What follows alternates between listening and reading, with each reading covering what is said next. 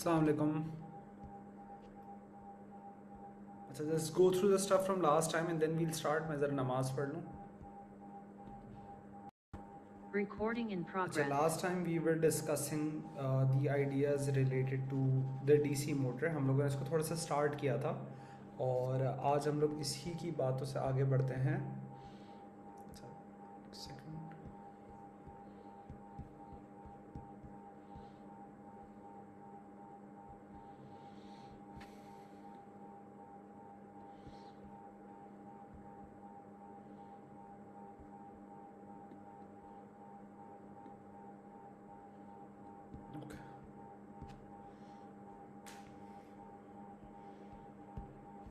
अच्छा जी. So last time जो चीज़ें डिस्कस कर रहे थे उसमें हमने ये बातें की थी कि डीसी मोटर पे किस तरीके से फोर्सेस लगती हैं. So according to Fleming's left hand rule ये हम लोगों ने देखा था. तो इसको ज़रा रिवाइज कर लेते हैं और फिर इससे आगे बढ़ते हैं. सो हमने ये कहा था कि जिस तरीके से आप बैट योर पॉजिटिव एंड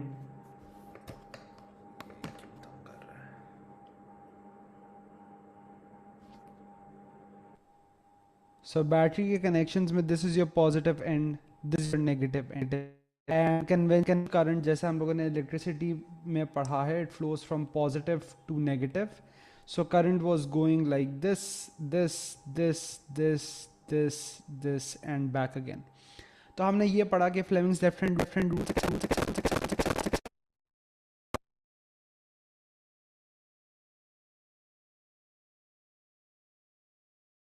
के कारण कैसे फ्लो कर रहा है. तो जैसा भी किसी एक पे फोर्स लग रहा होगा, जो भी डायरेक्शन ऑफ फोर्स एक पे होगा उसका ऑपोजिट डायरेक्शन ऑफ फोर्स दूसरे वाले पर होगा. ऑलराइट. सो यही बात थी जो हम लोग लास्ट टाइम कुछ कर रहे थे.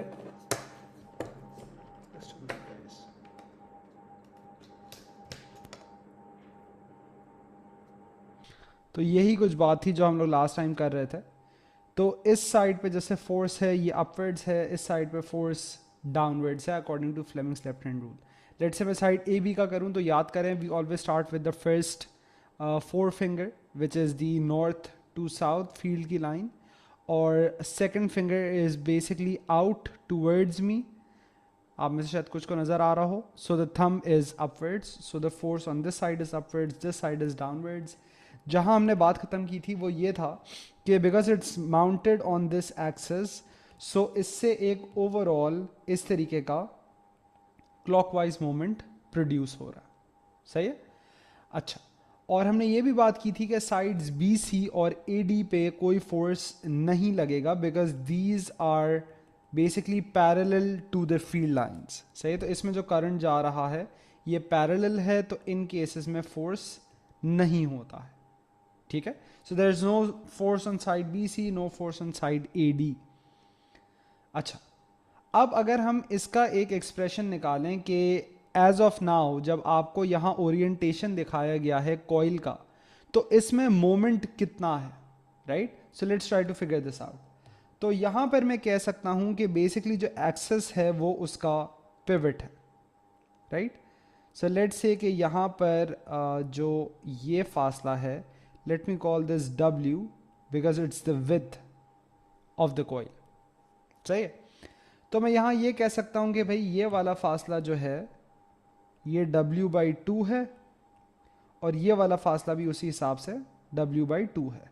सो अगर इस कॉइल को इसके एक्सेस से ही माउंट किया गया है, जो इसका सेंटर का एक्सेस है उसी पर माउंट किया गया है, so both of these distances are equal.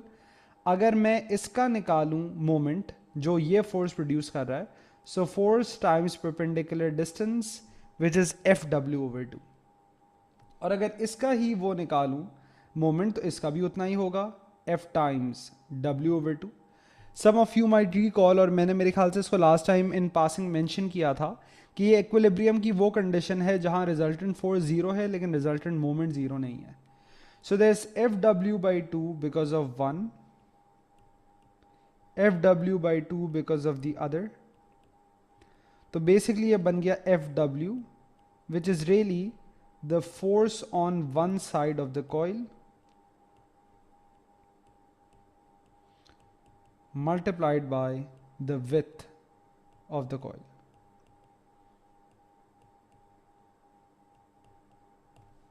यहां तक आप लोग को बात समझ आती है? ऑलराइट, तो हम लोग बेसिकली ये देखना चाह रहे हैं कि मोमेंट कितना लग रहा है इस कॉइल पे, सही है? अच्छा, अब ये चीज़ का विजुअलाइजेशन थोड़ा सा ज़रूरी है, because a lot of the people they probably don't even know कि इस पोजिशन में मैक्स मोमेंट लगता है, और ग्रेजुअली जो इस पोजिशन से जैसे ये रोटेट करना शुरू करता है, सो moment on the coil decreases. अच्छा, मोमेंट क्यों डिक्रीज करता है? देखें, इसका फोर्स तो डिक्रीज नहीं कर रहा, क्योंकि करंट उतना ही है, फील्ड भी उतनी ही है, और length of the conductor in the field, basically these were the three factors, अगर आप लोग याद करें, जो हमने कहा था कि this affects the force. So strength of field, current in wire, length of wire in the field. तो अगर ये तीनों चीज़ें कांस्टेंट हैं तो आपका फोर्स भी उसूलन चेंज नहीं होता। But now you need to visualise this in this way. So let's say कि हमारे पास यहाँ पर ये जो है ये आपका कॉइल है, right? So this is the coil, और ये रहा इसका axis which is running like this, ठीक है? सो जो ये एप्पल पेंसिल है, this is representing the axis. अब जिस वक्त ये यूं है तो फोर्स यहां लग रहा है और यहां लग रहा है, राइट? सो यहां से ऊपर है, इधर से ऊपर है, इधर से ऐसे नीचे की तरफ फोर्स लग रहा है, right? So it's like this. अब होगा ये कि जिस तरीके से ये कॉइल घूमना स्टार्ट करेगा, let's say at an intermediate position like this, force अभी भी इतना ही है, ये वाला फोर्स भी अभी भी इतना ही है, right? So it's the same amount of force जो कि दोनों तरफ लग रही है, सही है? सो दिस इज अपवर्ड्स और ये वाला डाउनवर्ड्स है।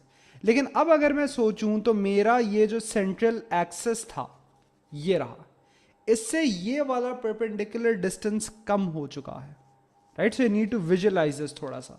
तो पहले तो यूं था, तो यानी जो पूरा ये विड्थ ऑफ द कॉइल था इससे मल्टीप्लाई हो रहा था, लेकिन जब यूं हो जाएगा तो वो परपेंडिकुलर डिस्टेंस श्रिंक कर गया है। So gradually as this coil starts to turn, ये वाला जो फासला है, जो परपेंडिकुलर डिस्टेंस है, ये कम हो रहा है, इस वजह से आपका मोमेंट भी कम होता है। ये बात आप लोगों को समझ आती है कि ये मोमेंट क्यों कम हो रहा है? So force stays the same, but as the distance from the pivot decreases, so आपका मोमेंट भी कम हो रहा है। ऑलराइट, इसमें कोई इश्यू तो नहीं है आप लोगों को? अली, अरहम, ये क्लियर है बच्चों?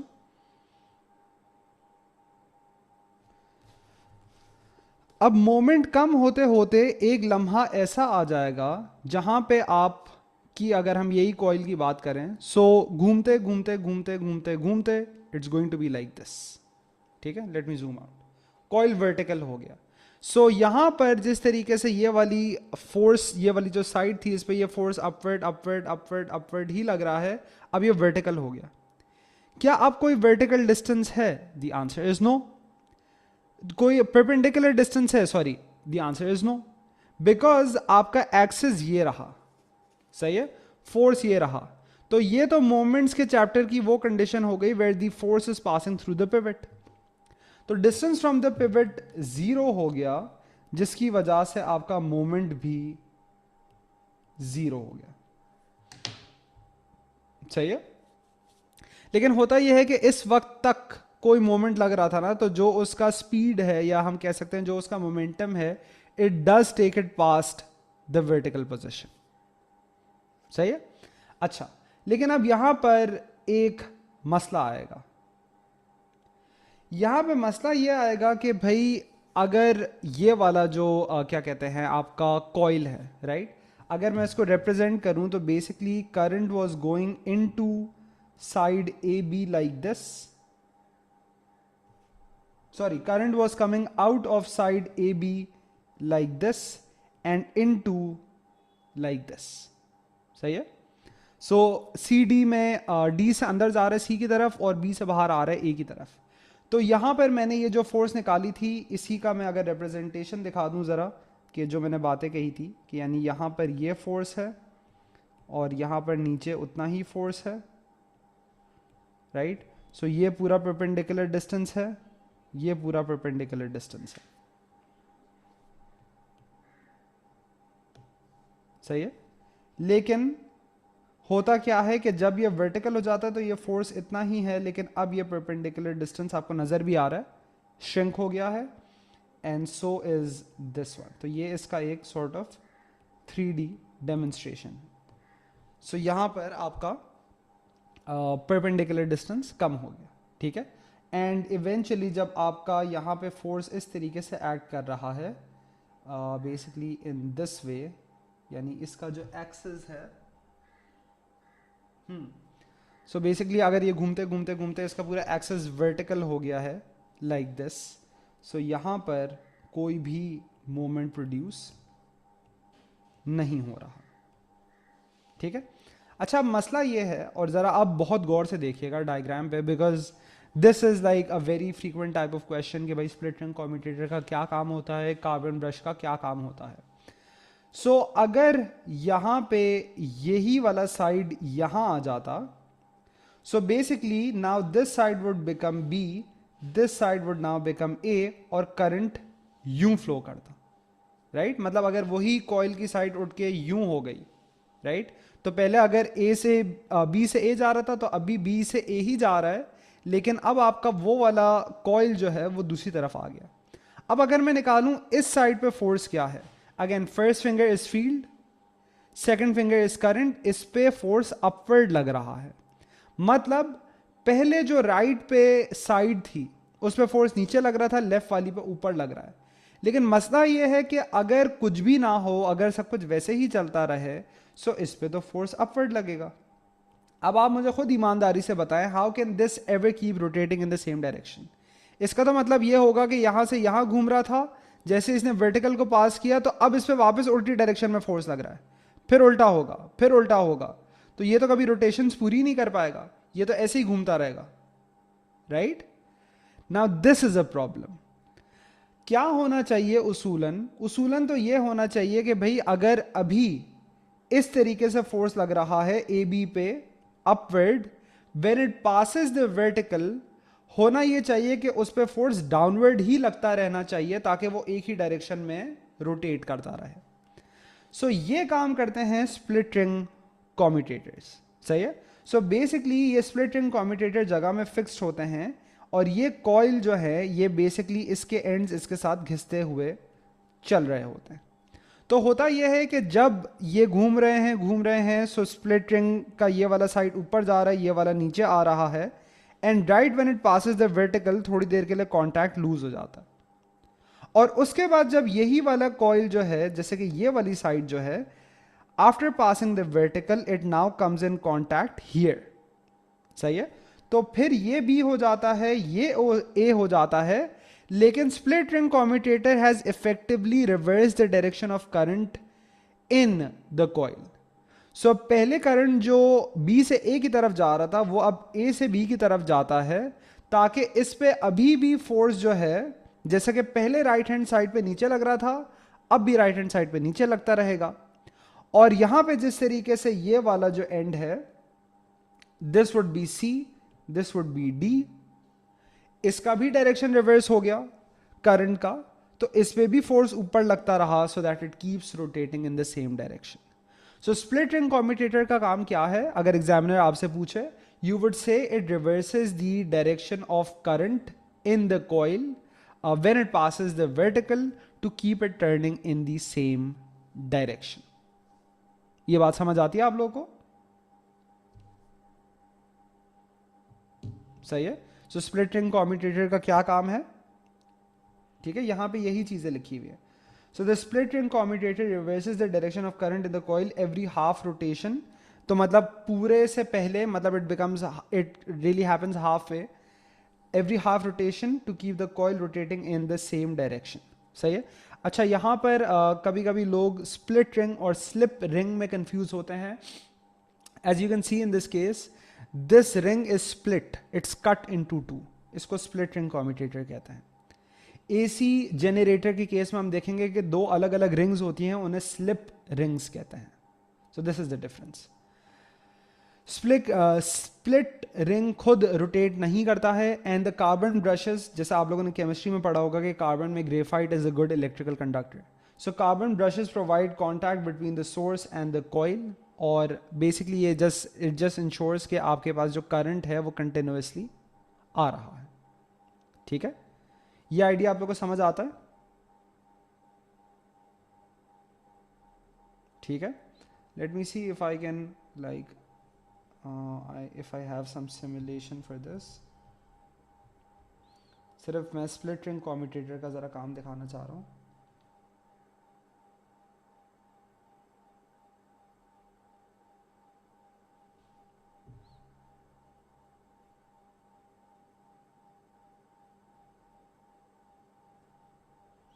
अच्छा, ये देख रहे हैं आप लोग? सो ये स्प्लिट रिंग है, ये इसने अलग तरीके से रिप्रेजेंट किया हुआ है। थोड़ा सा तेज करते हैं। So let's say we start with something like this.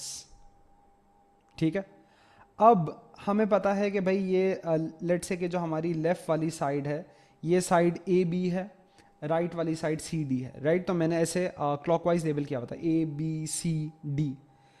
तो अभी ए बी पे ऊपर लग रहा है, सी डी पे नीचे लग रहा है, एग्जैक्टली जैसे हमारी डायग्राम में था। और अब ये अपने वर्टिकल को पास करता है बिकॉज ऑफ द स्पीड और the momentum it has.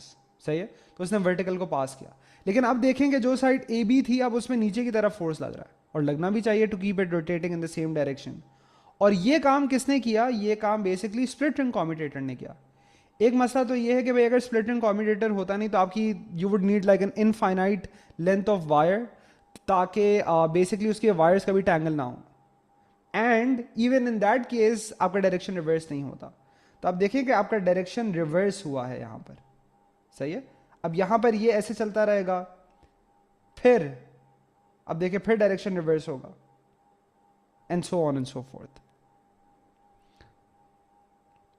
Carbon brushes reduce friction right other than the contact point. देखिए इस केस में वो उसमें होता है अपना क्या कहते हैं, in that case AC generator के केस में, वैसे दोनों में लाइक इट्स मोर और लेस द सेम, लेकिन इवन ये समझें कि इस केस में you basically need to keep supplying electricity to the coil, right? तो वो जो इलेक्ट्रिकल कॉन्टैक्ट है वो उससे होता है। और हाँ, फ्रिक्शन वाली बात भी लिख सकते हैं, like that's also not wrong. मेरे ख्याल से मार्क्स की में जैसे कहीं पर एग्जामिनर ने ये लिखा होगा, आई एम प्रीटी श्योर। अब वो अगर आप जाकर देखें तो वो वैसे इसी जनरेटर के केस में वो लिखता है, इस केस में ये लिखते हैं। बट अगेन मोर और लेस अगर आप मतलब दोनों ही बातें दोनों केसेस में लिख दें, so that's just easier to remember. अच्छा जी, ये बात हो गई factors affecting rotation of the coil. सही है, सो कॉइल का रोटेशन मैं कैसे बढ़ा सकता हूँ? सो कॉइल के रोटेशन में देखें बेसिकली कॉइल का rotation depends on the moment, and moment depends on two things. ये फॉर्मूला तो आप लोग पढ़ के आए हैं in unit 1, which is the force and the other one is the perpendicular distance. So वो सारे फैक्टर्स जो फोर्स को बढ़ाते थे, मैं उन सब की बात कर सकता हूँ। सो pretty simple, increase the strength of the magnetic field. So if you use stronger magnets, तो आपका फोर्स बढ़ जाएगा। अच्छा, एक और चीज़, वैसे पुराने सिलेबस में ये ज़्यादा ये वाला सवाल पूछा करता था, अगर आप पुराने क्वेश्चंस उठा के करेंगे तो आपको नज़र आएगा, वो ये पूछेगा कि why do we use curved magnets in this case, why do we not use straight magnets. सही है, तो इसका जवाब यह है कि कर्व मैग्नेट्स जो होते हैं, because instead of being like this they are now like this, so in this case you just have like more concentrated magnetic field lines, तो उससे आपका मैग्नेटिक फील्ड स्ट्रेंथ बढ़ता है। सही है, अच्छा ये हो गया। इसके अलावा अगर मैं आप लोगों से पूछूं, आप लोग बताएं और क्या कर सकते हैं? इंक्रीज द करंट, सही है, और क्या कर सकते हैं? Increase the length of sides लेकिन अच्छा लेंथ ऑफ साइड्स में ये जहन में रखना है कि भाई अगर आपका मैग्नेट ही इतना है for example, so if it's like this, तो अगर आपने पहले ये तार बिछाई हुई और अगर आप ये तार रख दे कॉइल की, इससे कोई टर्निंग इफेक्ट पे फ़र्क नहीं पड़ेगा, because it's the length of the conductor which is actually in the field. So मतलब अगर ऐसे था कि भाई पहले आपका कंडक्टर ऐसा है, like it's this much, and now if you use it like this much, तो फ़र्क पड़ेगा. सही है. Increase the length of sides, या अगेन अगेन क्योंकि हमारे पास वो लेंथ ऑफ साइड्स बढ़ाना इतना आसान नहीं होता, तो अब्दुल्ला सुहेल जो कह रहे हैं, Abdullah Muzammil, so increase the amount of turns in the coil. तो उससे इफेक्टिवली क्या हो रहा है कि instead of like linearly in a straight line increasing the length, मैं अगर और टर्न्स यूज़ करूँ तो इफेक्टिवली मैं लेंथ बढ़ा ही रहा हूँ. तो इससे भी आपका रोटेशन बढ़ता है. सो यहाँ पर बहुत ज़रूरी होता है समझना कि फैक्टर्स को कैसे ग्रुप किया जाता है. सो ऑल ऑफ दीज मैंने लिखा है, all of these increase the strength of the field of the conductor which increases force experienced by the coil.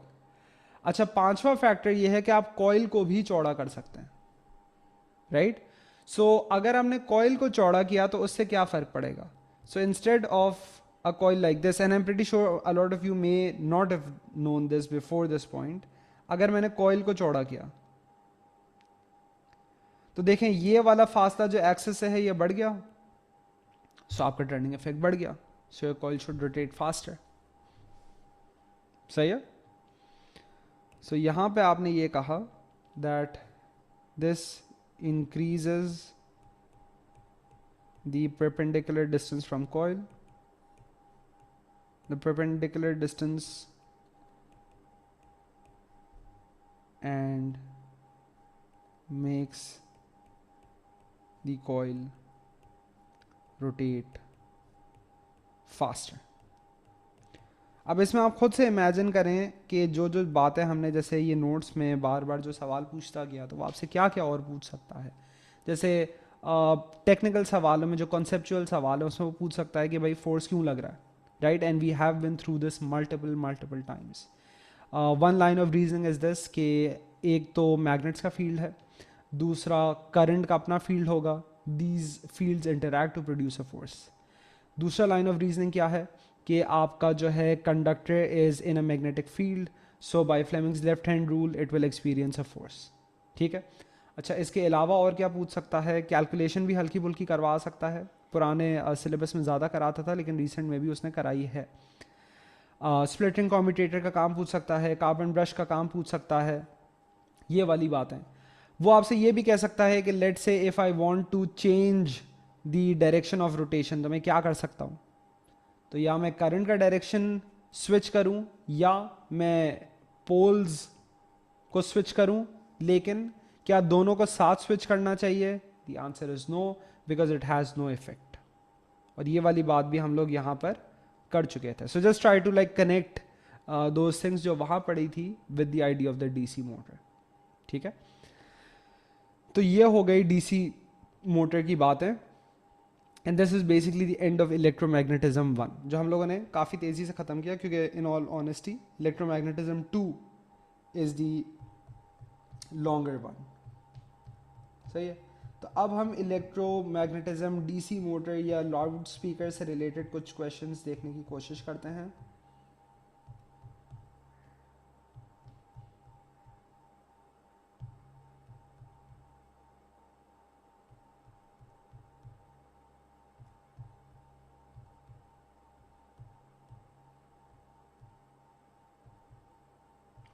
अच्छा जी, I'll first go on to paper 2 questions. This is AC generator.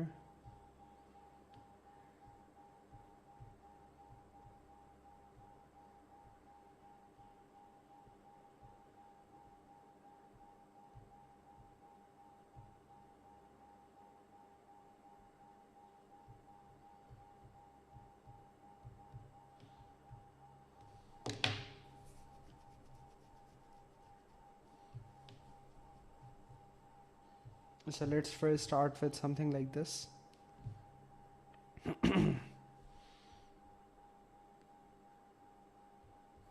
ये देखना start करें आप लोग. I have some other questions in mind as well. मैं वो ज़रा निकालने जा रहा हूँ. ये पुरानी वर्कशीट है तो इसमें रीसेंट पास पेपर्स के सवाल नहीं हैं, लेकिन रिसेंटली बहुत अच्छे सवाल आए हैं, like very technical questions related to this.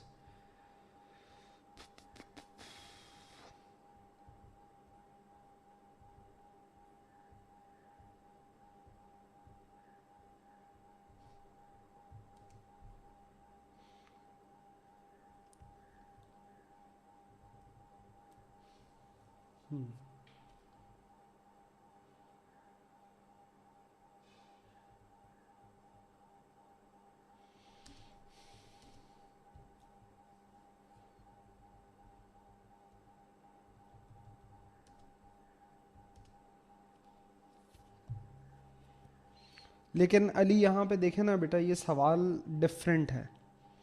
सवाल में वो पूछ रहा है explain why the coil turns in the direction shown. जो मैंने जिस सवाल का जिक्र किया था उस सवाल में वो ये कहता कि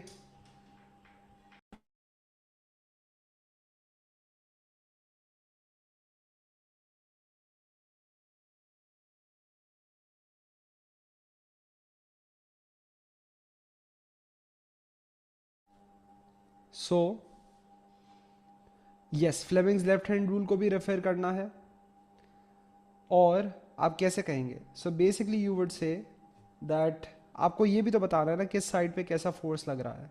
सो बेसिकली इसने अगर कहा पॉजिटिव टर्मिनल इज एट ए, तो मतलब यहाँ से करंट इन हुआ, यहाँ से इन हुआ, यहाँ से आउट हुआ और out, right. So what we would say इसके एक चीज़ तो ये कहेंगे जो अली ने कही है, विच is the idea that the conductor, just a minute.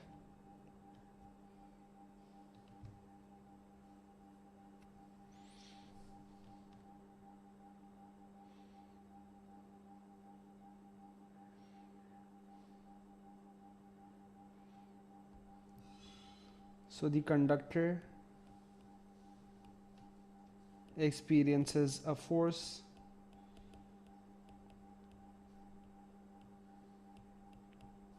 since the current is present in a magnetic field.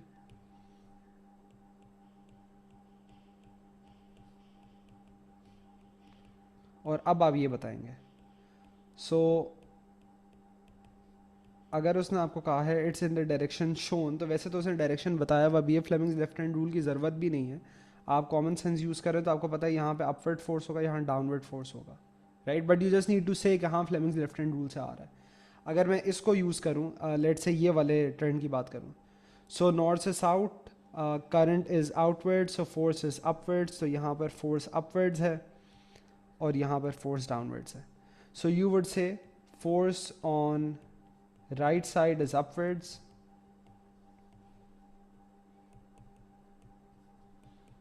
और यहाँ बताना है this is by Fleming's left hand rule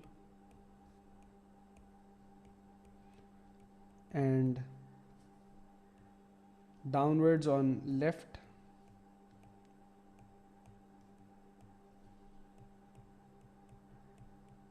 creating a anti-clockwise movement. I hope nobody has a problem with this. Creating an anti-clockwise movement around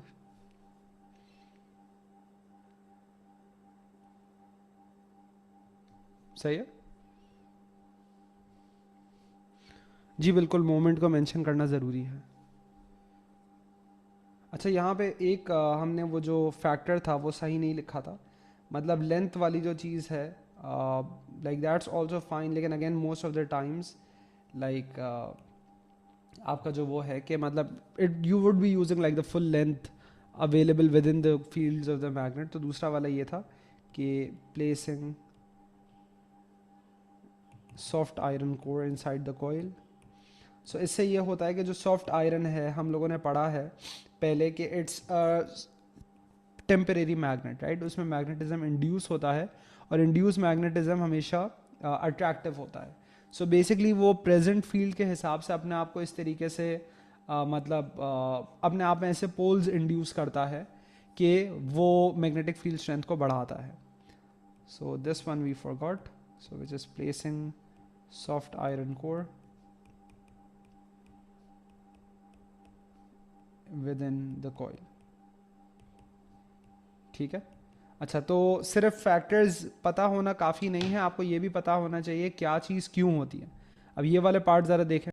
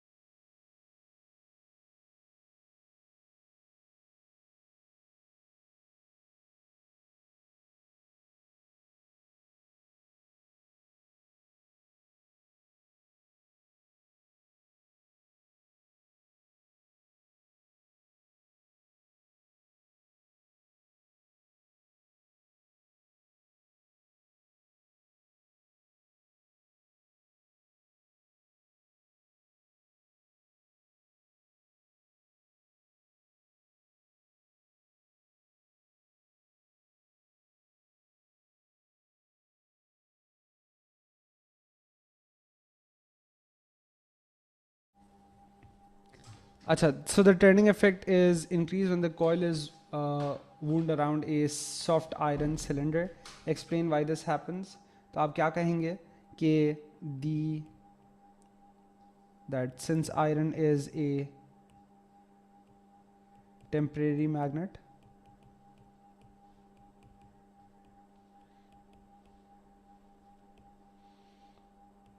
poles are induced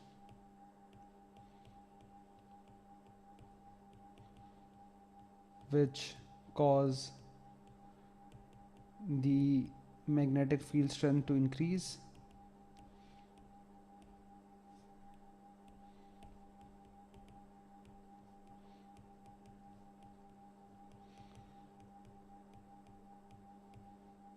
Leading to force on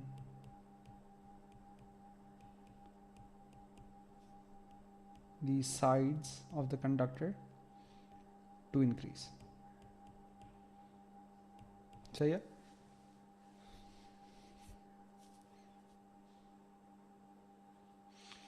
So just one other way, तो from like the many ways that we just wrote, आप उसमें से कुछ भी लिख लें. तो या तो stronger magnetic like stronger poles लिख लें, greater current लिख लें, increasing turns लिख लें, increasing width लिख लें, वो भी सही है. सही है. अच्छा, ये देखिएगा कि कुछ केसेस में अगर एग्जामिनर कहते हैं कि to increase the force on the coil, तो फिर अब विथ वाली बात नहीं कर सकते. सही है. अच्छा, चले. अब मैं ज़रा आप लोगों को वो वाला सवाल दिखाता हूँ जो कि उसूलन यहाँ होना चाहिए था. खैर हम लोग कर लेते हैं अभी. So I just kind of like add a page here और ये देख लेते हैं. पेपर 21.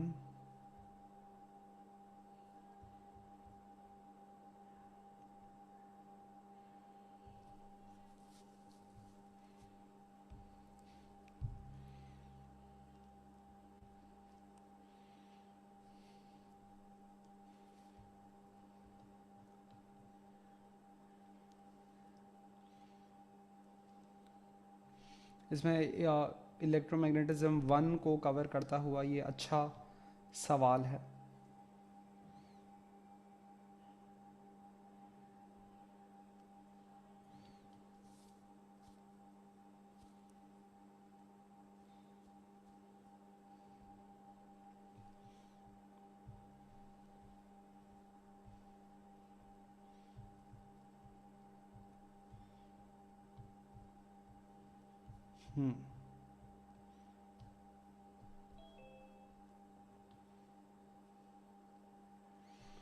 अच्छा जी, अब ये देखें. 6.1 shows the structure of a simple electric motor. सही है. और इसने कहा कि यहाँ पे इस तरीके से चीज़ें हो रही हैं और State what happens to the motor if a stronger magnet is used, right? So यहाँ तो आपको बहुत क्लियर अल्फाज यूज़ करने हैं. सो स्ट्रॉन्गर मैग्नेट इज़ यूज्ड. कुछ लोग अगर ऐसी कोई बात कहें rotation increases, this is not right. Examiner report पे कहा है कि भाई ऐसी बातें ना करो, सफाई से बात करो. सो यू कैन ईदर से ग्रेटर मोमेंट और फास्टर रोटेशन. सही है, तो बस बहुत ही क्लियर अल्फाज यूज़ करिएगा, ठीक है. मोटर मूव्स मोर क्विकली भी उसूलन सही नहीं है. मूव का मतलब तो मुझे ऐसा लग रहा है कि it's moving in a straight line but it's really rotating, right. So या मोटर रोटेट्स मोर क्विकली का है. अच्छा, अब ये देखें. On 6.1 mark and label the direction of current in the coil and the direction of the field. सही है. अब direction of current in the coil, तो ये पॉजिटिव से बाहर जा रहा है, नेगेटिव में अंदर आ रहा है. सो पॉजिटिव में यूं यूं यूं ऐसे, यहाँ से. This is the direction of current in the coil. सही है. और फील्ड का डायरेक्शन तो आपको पता है कि इस तरीके से आपकी ये लाइन हो जाएगी नॉर्थ से साउथ. So like this. ये आपका हो गया फील्ड.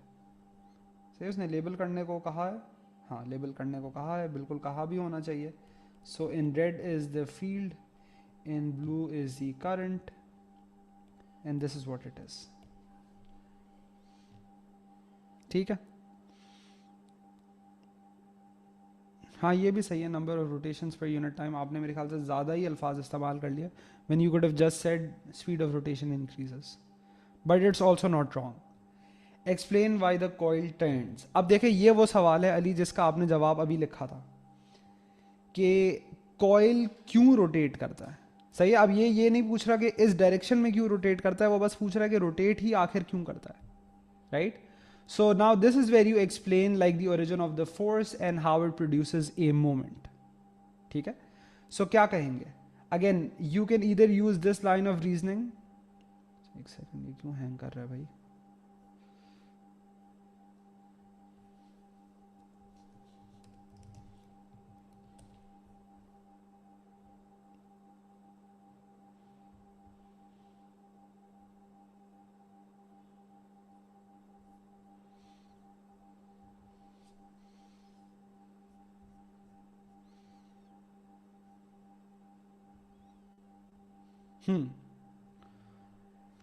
सो यहाँ पे वाई द कॉइल टर्न्स, तो आपको थोड़ा सा बताना है कि फोर्स क्यों है, और फिर आपको बताना है मूवमेंट वाला idea.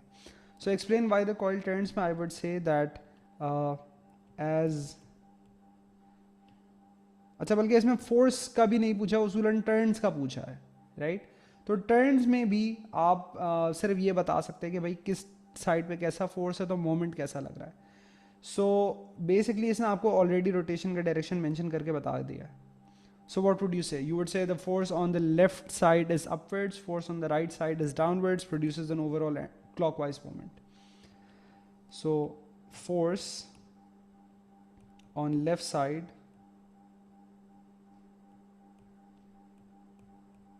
so on left hand side is up, force on right hand side is down,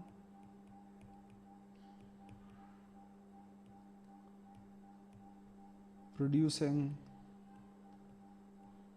a clockwise moment.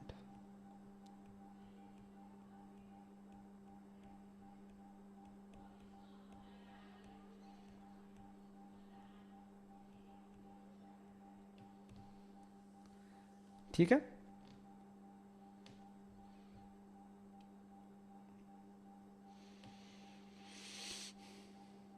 No, it will not score you marks. Two vertical wires carry equal currents in opposite directions.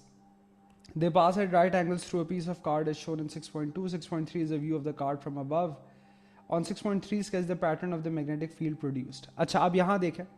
So magnetic field का आपको वो बताना है जो direction है. This is basically unlike currents, right.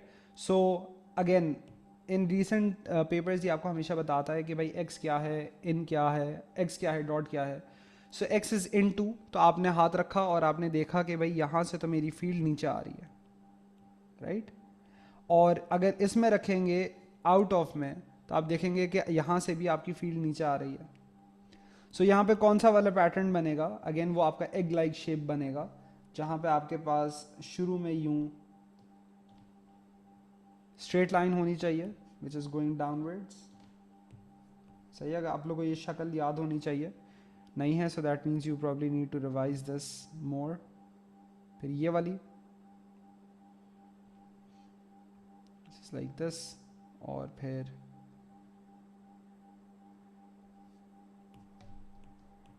इस तरीके से, ठीक है। और फिर जो आपका यहाँ से जो एग लाइक शेप बनता है which is like this and like this, सही है।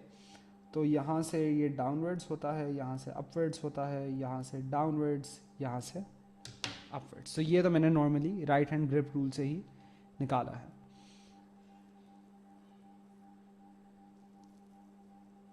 सही है।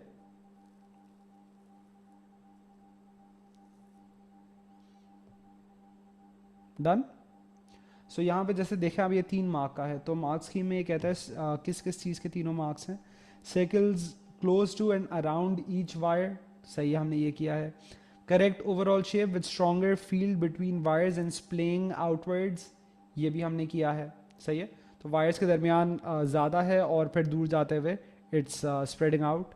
Correct direction of field on at least one and none wrong, तो हमारी लाइंस की डायरेक्शन भी सही है।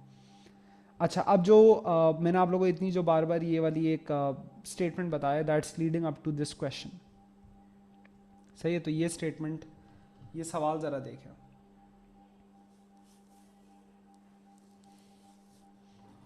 अब ये कह रहे हैं explain how the current in one wire causes a force on the other. हमें पता है, और इसमें ये नहीं कहना कि अनलाइक करंट्स रिपेल, वो आपसे पूछ रहा है कि भाई फोर्स है ही क्यों, राइट। सो यहाँ पर आपने इसको समझाना है।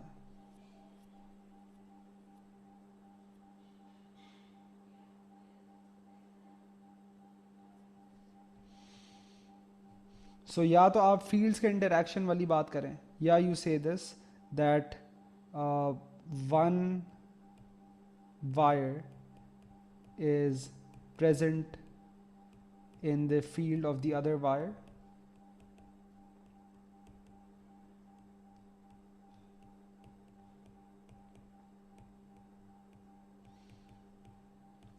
ठीक है। सो ए करंट कैरिंग कंडक्टर, CCC लिख रहा हूँ मैं इसको, experiences a force in a magnetic field,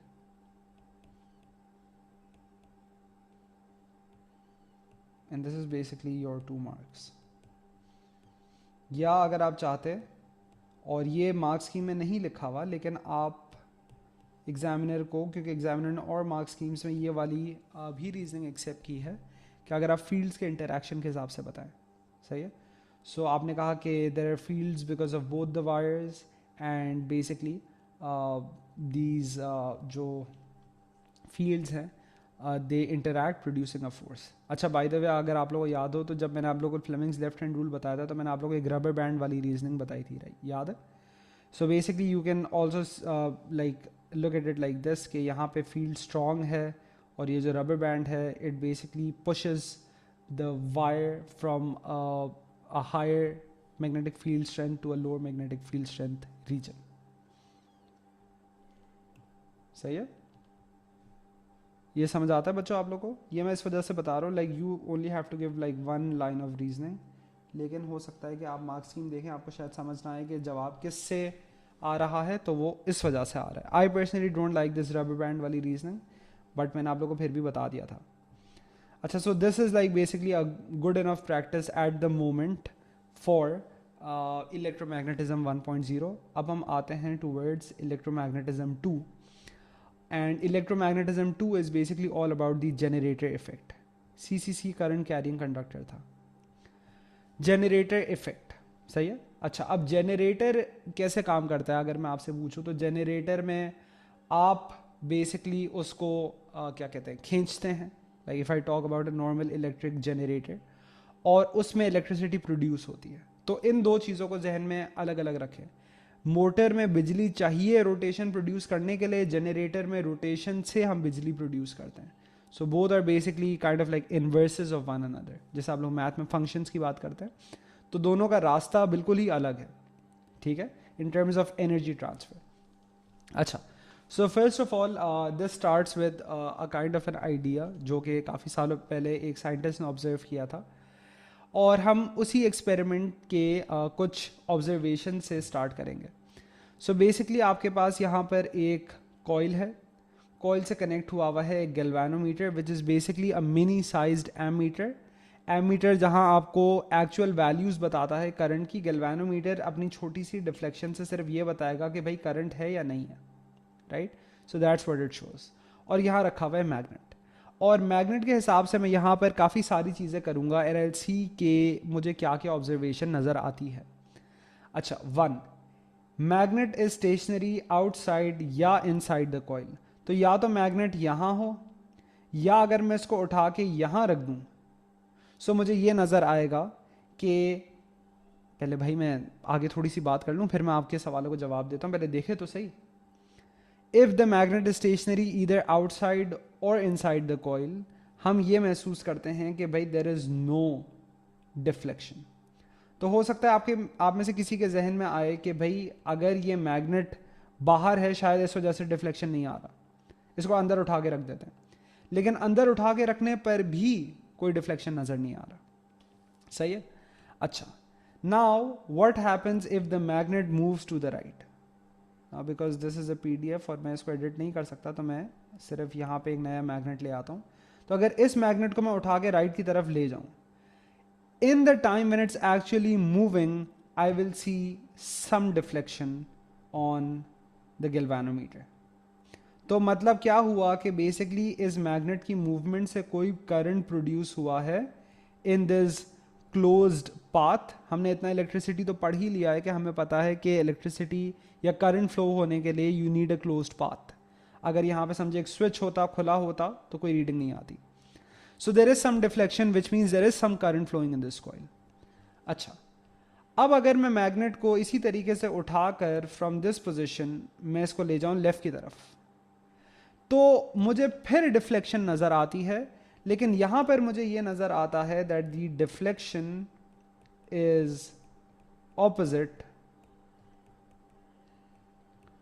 to whatever I saw when the magnet was moved to the right। मतलब अगर राइट की तरफ कोई एक डिफ्लेक्शन आ रही थी, समझे कि जैसे ये नज़र आ रही है, तो इन दिस केस ये नज़र आता है कि भाई डिफ्लेक्शन ऑपोजिट डायरेक्शन में, सही है। Now this is something weird, मतलब होता तो एक ही डायरेक्शन में होता, ऑपोजिट डायरेक्शन में, ये क्या बताना चाह रहा है। So this is something will be talking about later. Additionally a greater deflection is observed when a stronger magnet is used। तो अगर मेरे मैग्नेट की स्ट्रेंथ ज़्यादा है और अगर मैं उसको मूव करूं तो मेरे पास डिफ्लेक्शन ज़्यादा स्ट्रांग आती है। और अगर मैं मैग्नेट को तेज़ मूव करूं, तो अगर मैं इसको तेज़ी से पकड़ के अंदर ले जाऊं या बाहर लाऊं फॉर दैट मैटर, तो भी डिफ्लेक्शन ज़्यादा आता है।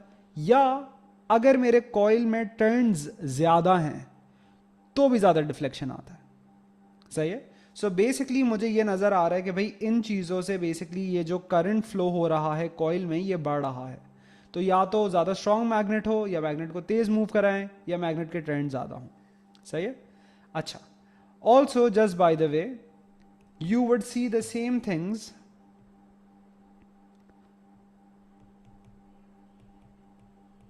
observations would be similar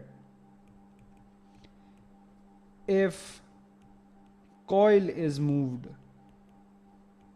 towards coil is moved towards magnet। तो यानी अगर मैं सोचूं about this case where I was moving the magnet towards the coil, अगर मैं कॉइल को उठा के मैग्नेट की तरफ मूव कर दूं तो भी मुझे सेम ही डिफ्लेक्शन नजर आता है। सो इन दिस केस इससे और ये पता चलता है हमें that it doesn't depend on who is moving as long as there is relative movement.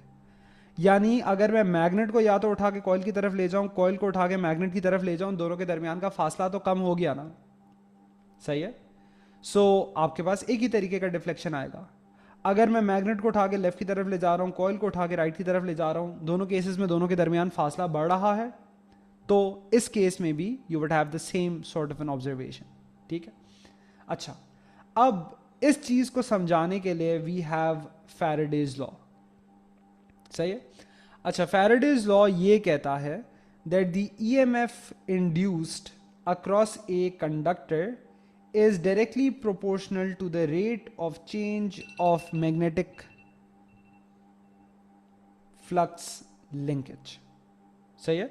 तो बेसिकली फैराडेज लॉ ये कह रहा है, और अगर हम सोचें, अगर हम बात करें इसके बारे में, वी नो के बेसिकली वोल्टेज की वजह से करंट होता है, मतलब voltage basically gives current a reason to flow, right. जब पोटेंशियल डिफरेंस होगा तो ही करंट फ्लो करेगा, अगर कहीं पर पोटेंशियल डिफरेंस नहीं है तो करंट फ्लो नहीं करेगा। तो करंट से ज्यादा it's EMF which is more important. So EMF induced across a conductor is directly proportional to the rate of change of magnetic flux linkage. अच्छा, अब इसका मतलब क्या है? मैग्नेटिक फ्लक्स लिंकेज बहुत ही लंबे चौड़े मोटे अल्फाज हैं। देखिए, magnetic flux linkage is basically this idea. हमें यह पता है कि अगर मैं समझे इस नॉर्थ पोल की बात करूं, सो इस नॉर्थ पोल में से यहां से फील्ड लाइंस निकल के आ रही होंगी, राइट। सो लाइक दिस और दिस और दिस, और फिर ये इसी तरीके से हर डायरेक्शन में जा रही हैं। अब अगर मैं इस मैग्नेट को पकड़ता हूं और यहां रखता हूं, and if there are basically field lines which are being cut by the coil, तो मेरे पास EMF जनरेट होगा। So magnetic flux linkage really means the rate at which the field lines are cut। अब देखें, जब मैंने ये देखा कि जब इसको या तो स्टेशनरी बाहर रखूं या अंदर रखूं, तो यहां पे कोई रीडिंग नहीं आ रही थी। क्यों? क्योंकि कोई पॉइंट्स ऑफ इंटरसेक्शन तो थे, ये हो गया, ये हो गया, ये हो गया, ये हो गया, and so on and so fourth, लेकिन वहां पे फील्ड लाइंस कंटिन्यूअसली कट नहीं हो रही। So the coil is not cutting through field lines, but at the moment when I picked up this magnet, और जब मैंने इसको हिलाना मूव किया, तो अब कॉइल ये फील्ड लाइंस को कट कर रहा था, चाहे लेफ्ट राइट, उसकी बात बाद में करेंगे, लेकिन हमारे पास कोई ना कोई रीडिंग आना शुरू हो गई। So the rate of change of magnetic flux linkage, ये आप अल्फाज याद रख लें सिर्फ, अगर एग्जामिनर कभी आपसे कह दे कि भाई बताओ, वैसे ओ लेवल्स में नहीं कहता, but what you need to understand is that it's basically the rate of, या the rate at which field lines are cut.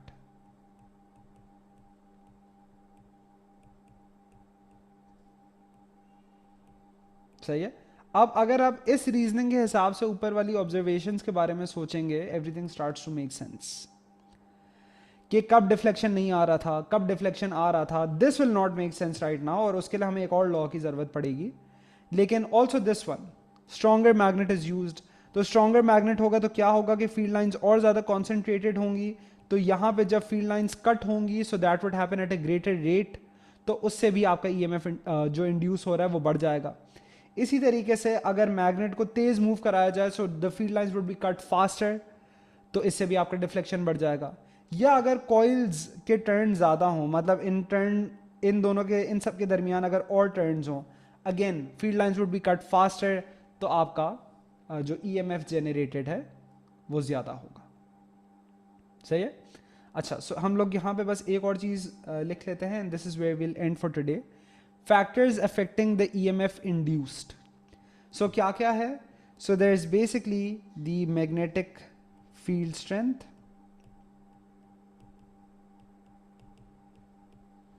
इसके साथ भी डायरेक्ट रिलेशनशिप है जैसे पहले था। इस बार करंट नहीं होगा क्योंकि करंट तो प्रोड्यूस हो रहा है। सही है। अब ये चीज आप लोगों को जहन में रखनी है, different from the DC motor. इस बार मैं करंट नहीं कह सकता, करंट तो प्रोड्यूस हो रहा है एज अ रिजल्ट, ठीक है। और क्या कह सकते हैं, so the speed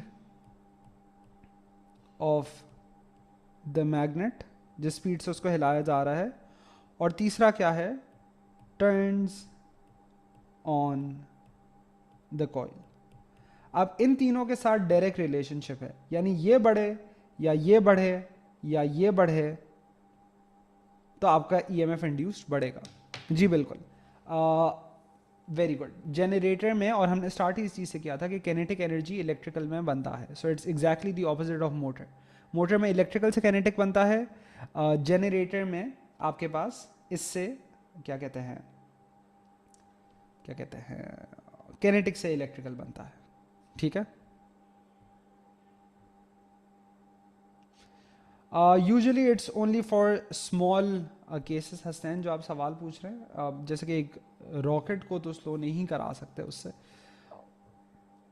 because of like the EMF induce हो कितना होता है, उसकी डायरेक्शन क्या होती है, और वो सारी बातें जो हैं तो वो हम आगे पढ़ेंगे।